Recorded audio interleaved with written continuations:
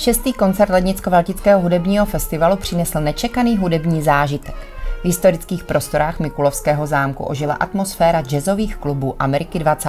století, která nás téměř 2 hodiny přenesla do éry swingu a raného jazzu. Milovníci jazzové hudby tak mohli společně s Bratislava Hot Serenades a ze Serenades Sister prožít oslavu tvorby legendárního Dukea Ellingtona, jednoho z nejvýznamnějších průkopníků této hudby. Autentická interpretace tohoto stylu nebyla jen hudebním, ale i vizuálním zážitkem.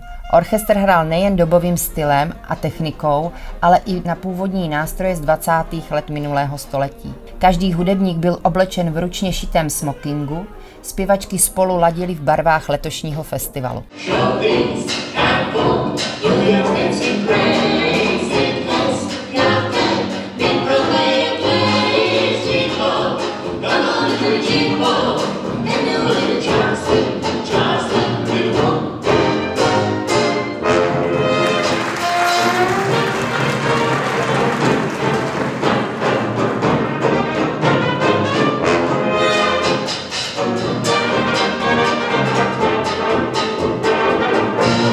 Já jsem za každý ročník obrovsky vděčná a jsem ráda, že Mikulov se vlastně zařadil mezi stálice Lednicko-Valtického hudebního festivalu a ta letošní dramaturgie se mně velmi líbí, protože v sobě skrývá tak trošku i tajemství, zednářství, to okultno, ale ten mikulovský koncert z toho úplně tak trošku vybočoval z té dramaturgie a jsem ráda, že ho opravdu organizátoři zařadili právě sem k nám na Mikulovský zámek. Překvapil vás něčím dnešní koncert? Byla to, řekla bych, trošku i improvizace kapelníka, ale obrovsky jsem si to užila a opravdu jsem přesvědčená o tom, že všichni ten plný sál Mikulovského zámku si to všichni náramně užili a patřilo to k tomu, protože jazz a ta atmosféra a to uvolnění, možná i ta improvizace a i to překvapení k tomu patří. O tom, že do Mikulovského zámku tato hudba patří, nebylo pochyb. Plný reprezentační stál vzdal poctu nejen Ellingtonovi, ale i celé tradici jazzu, který v USA začátkem 20. století zářil jako výraz nových emocí a svobody. Tato hudba, označována často jako hudba, která mluví pravdu, vyprávěla o radostech, bolestech i nadějích afroamerických obyvatel.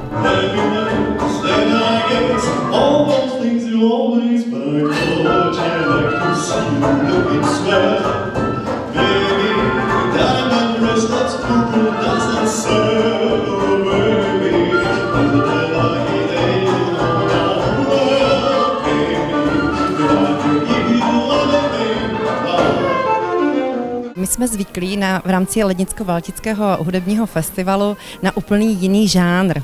Jak jste došel právě na spolupráci v rámci Lednicko-Valtického festivalu? My sme mali to šťastie, že vedenie si nás všimlo a že nás oslovilo, takže nemuseli sme ani vyvíjať nejakú zásadnú aktivitu a nás to nesmierne teší, že sme boli oslovení práve takýmto festivalom, pretože pre nás je to výnimočná udalosť. Komu hlavně byl věnovaný celý koncert? Jakému autorovi? No, dohoda bola a snažili sme sa ju dodržať, aby sme zahrali čo najviac skladieb z repertoáru orchestra Duke Ellingtona, ktorému sme dokonca venovali aj jedno celé CD, takže ten repertoár je bohatý v našom prípade a napriek tomu teda, že sme ho tak troška na poslednú chvíľu menili, čo je našim zvykom, tak myslím si, že diváci si prišli na svoje. Takže chcete mi říct, že vlastně těch 18 skladeb, které mělo zahrát, nezazněly, nebo jste je odehráli, ale v jiném pořadí? Určite v inom poradí, áno, a dokonca sme pridali ešte ďalšie, ktoré tam ani neboli. Takže měníte si repertoár podle obecenstva? Áno, my to máme vždy tak. My sme dokonca aj ten program, ktorý sme si tesne pred koncertom napísali, sme zmenili na pódiu ešte trocha, pretože sme mali pocit, že je vhodnejšie zahrať tú alebo onú skladbu.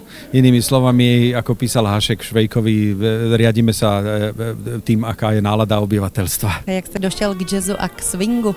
Jaká to byla láska? No, na prvé počutie, takto by som to povedal, pretože môj brat Kajo Bartoš, ktorý hrá trombón v orchestri, doniesol nahrávku Louisa Armstronga ešte keď som mal 7 rokov a to bylo jasné od začátku. My jsme věděli v orchestru nějaké jiné nástroje, než jsme klasicky zvyklí. Jsou to staré nástroje nebo jsou to dobové nástroje?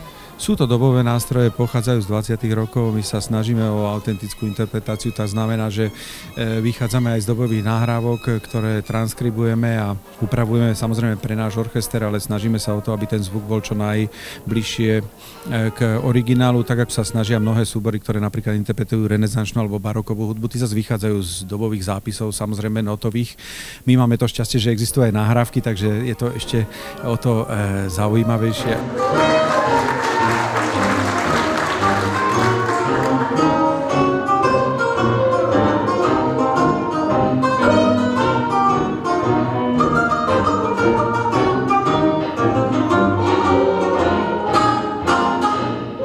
Dnes jste vlastně hráli v zahraničí, hrajete i někde jinde?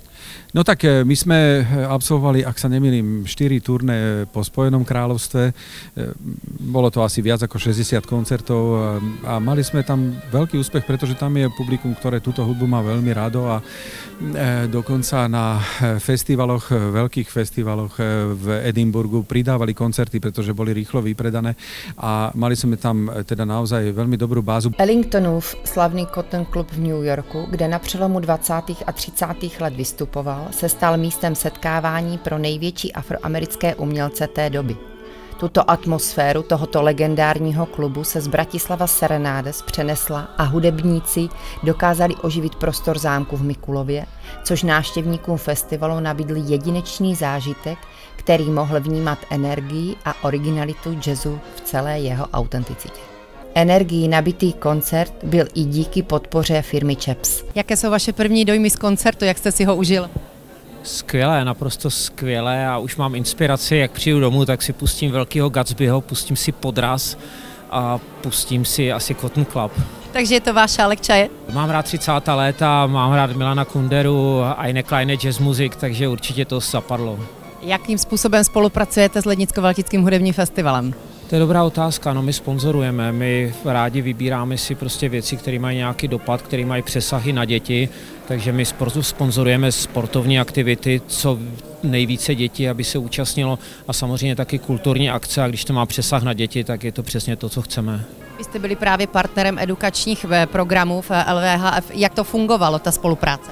Tak já myslím, že dobře, to je na tom, aby to zhodnotili pořadatelé, aby to hlavně zhodnotili děti, těch se musíte zeptat, ale jak jsem viděl ten film a viděl jsem prostě ty děti, jak byly nadšené, jak spolu účinkovali, tak si myslím, že si to užili a že to nebylo jenom o tom, že si nahradili vyučování a byli nadšení, že jim odpadla matika. A vidíte spolupráci do budoucna? My jsme konzervativní společnost, takže když už s někým spolupracujeme, tak se toho držíme.